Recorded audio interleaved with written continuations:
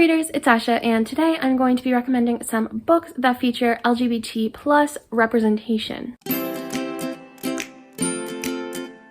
I have read some really fantastic books this past year that have had some really great representation for the LGBT community, and I think where June is the month for gay pride, I feel like it would be great to do a recommendations video a month in advance so people can kind of get an idea of what they might want to read in June. So I have 10 books that I want to recommend to you guys today, and I do just want to preface this by saying like most of these books are sapphic. That is the type of story I enjoy reading the most. I love sapphic stories. I think they're so great. So a lot of these are sapphic. However, there are some that kind of veer into other categories. So without further ado, let's just start. The first one that I want to recommend is a book that I feel like got a lot of hype when it first came out, but I haven't really heard many people talking about it now, and that is I'll Be the One by Lila Lee. So I didn't particularly enjoy this book that much. I thought it was just really okay. I gave it 3 out of 5 stars. It's about a plus-size girl who is trying to be in a K-pop competition, but it's kind of dealing with all the biases and prejudices toward fat people. I thought there were a lot of issues with this book, but the main reason that I'm recommending it to you guys right now is because it has some really great bisexual representation. Both love interests are bisexual, and even though they were in a straight passing relationship, it's really important to acknowledge that even a straight passing relationship isn't necessarily a straight relationship. And so I feel like every sort of relationship is very different depending on the person's preferences. And a bisexual person in a relationship isn't straight, even if it looks like they are in a straight relationship. Like that, I feel like that's important. And this handled it really well. It was just kind of like a thing that was brought up. They were just like, yeah, I'm bi. This is great. And I feel like that was really good. And there was also a lot of other sapphic characters, like her best friend almost from the competition is in a relationship with a girl, and I feel like it has a lot of healthy representation within the story. The story itself, in my personal opinion, lacked a little bit of depth, and I was hoping it would have a bit more to offer, but in terms of the LGBT rep, I feel like the bisexual rep was really well done. Next, I'm going to be recommending Tell Me How You Really Feel by Amina May Safi.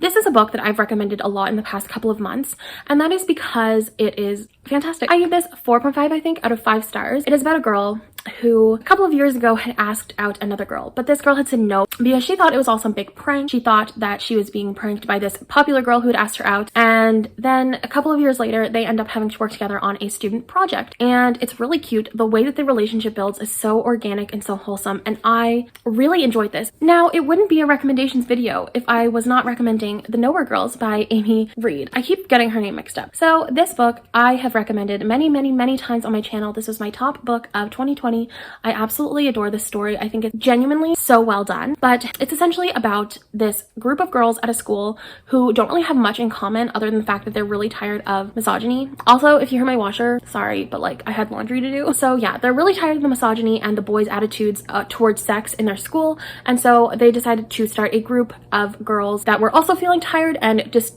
kind of taking back their sexuality and owning it. And there was a lot of really healthy representation within this story. One of the main characters in this book is a queer girl, and I don't fully remember what she identifies as, but the way that it's portrayed in this story is really healthy. And I really think that people should read this book. So if you have not read this book, read it. It's very important to me. Next, I'm recommending The Sound of Stars by Alicia Doe. This is a sci-fi about a girl. So she's living on Earth after the Ilori have taken over, so they are an alien type species, and they hate anything to do with portrayal of art or music or books, and she is not okay with that. She keeps books in like a secret library, and she ends up meeting this Ilori who finds her library, but he's just like, this is actually really cool, like I don't want to tell on you kind of situation. Once again, it kind of veers into the category of a straight passing relationship, but both characters in the story identify as asexual, and I really enjoyed reading about this. I don't read a lot of asexual literature because I just feel like there isn't a lot out there that I have been made aware of. And when I found out that this was what that was, I was very excited about it. It was a great story. I think I gave it 4 out of 5 stars. I would really recommend it to anybody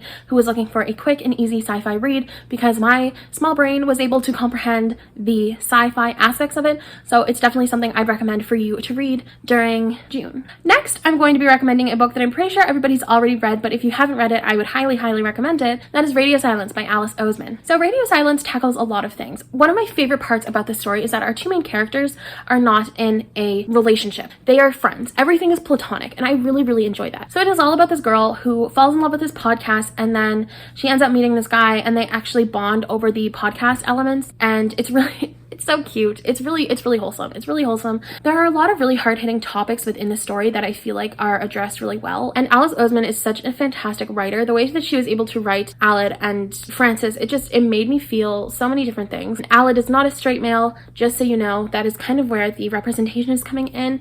We learn about him and his boyfriend, and it's really cute. It's a really wholesome story. This is definitely something that I would recommend if you had not read it yet. I would recommend reading it. Next, I'm recommending The Grief Keeper by Alexandra Villasante. This is a book about a girl who is traveling from Central America, I believe, into the United States to search for a better life for her and her younger sister after something happened with her older brother back where she grew up. She ends up getting caught crossing the border and is put into a detainment center where she ends up escaping and ends up hitching a ride with this girl to New York City to live with relatives. But unfortunately, this woman who she hitched a ride with was actually a member of the government, and they kind of gave her an ultimatum. She could stay in the United States if she participated in this grief-keeping project, or they could send her back to, I think it was Ecuador.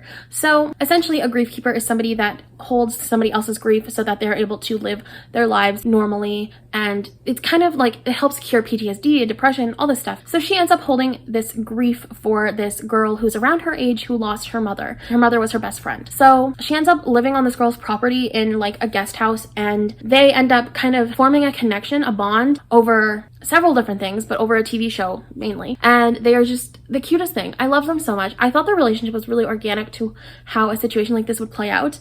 It's such a bizarre situation, so I don't know how anybody would naturally react to it, but I feel like it made so much sense for them, and I loved it. I thought they were so cute. I thought everything about them was so pure and just, they were just so adorable. I would really highly recommend this story. Next, I'm recommending Look by Zan Romanoff. This is a book that I read in April that I really ended up liking. It's about a girl who had a video of herself kissing another girl leaked to the public, and she was kind of getting backlash from that, and she was coming to terms with whether or not she actually felt feelings for girls and all this stuff. And she ended up meeting this girl, and they kind of bonded over this secret project that one of this girl's friends had been working on. And so I thought this was a really great story. I had some trouble with the main character overall. Like, I think she was lacking a little bit in terms of like substance, but the story itself was so good and so easy to get behind and so easy to get into.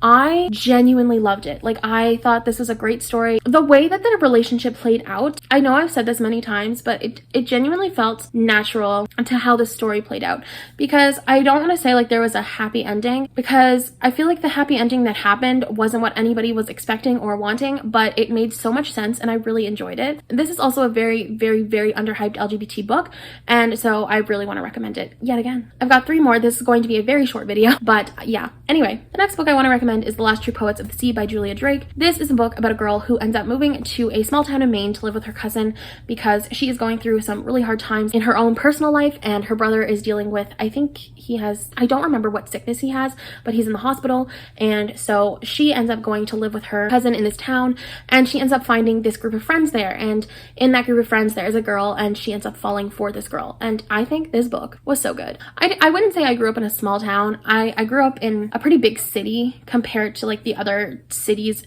around my area, but I still felt such a connection with the way that the small town vibes were in this, because everybody knows everybody. Like, everybody in my city pretty much has like a connection to somebody else, and that's kind of what it was like in this book. And the relationship was really pure and really wholesome, and I absolutely enjoyed everything about this book. I would highly recommend it. It kind of gets a little dark because she is dealing with heavy depression and her brother is sick, but I do think that this is a really great story. And there's also a shipwreck element to it, because the reason that she ends up meeting this group of friends is to bond over this shipwreck because her grandmother was on the shipwreck. So yeah, it's really cool. It's really cool. I like it. It's a really great story. Next, I'm recommending Sick Kids in Love by Hannah Moskowitz. This is about a girl who has rheumatoid arthritis and a guy who has Gaucher's disease, and they end up falling in love. And I think it's a really pure story. The male love interest is bisexual. That's something that we don't see a lot of in young adult literature. I feel like we don't really see a lot of male bisexual characters,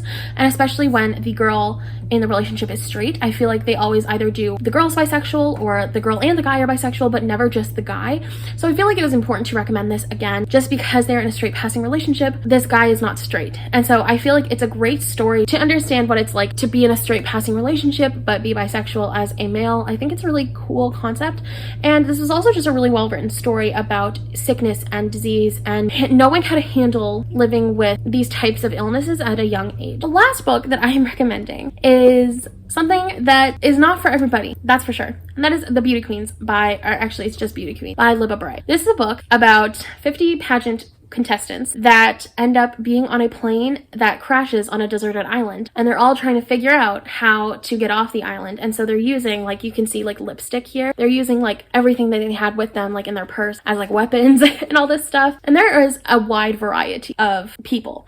We have people who identify as lesbians, people who identify as bisexual, people who are transgender. There are a whole wide arrangement of characters. This is a very humor-based story. It is something that I actually found pretty funny, to be perfectly honest, but if you're not really into like a humor-based type of novel, you might not enjoy this, but it does take some pretty dark elements because obviously not all 50 of them survive, so some of them do die, and it takes some really like hard topics to talk about, and it makes them fun and funny to read about. So I really liked this. I thought it was good. It was kind of like a take on like Lord of the Flies, I think it was called, but like for sexy beauty queen ladies. So thank you. That is it. Those are the books that I wanted to recommend that you pick up or try to get for June for Gay Pride Month. I really loved all of these books. I cannot wait to hear your opinions and thoughts on them. Please let me know in the comments below if you've already read these and what you thought about them, what you think about my recommendations, and if you have any other recommendations for Gay Pride Month, please leave them in the comments below because I'm always looking for more representation within my novels. So yeah, please let me know in the comments below. Thank you for tuning into this video. Please don't forget to like, comment, and subscribe for more content. I do post twice a week, and I have a lot of fun videos coming up that you're not going to want to miss out on. And until next time, bye readers!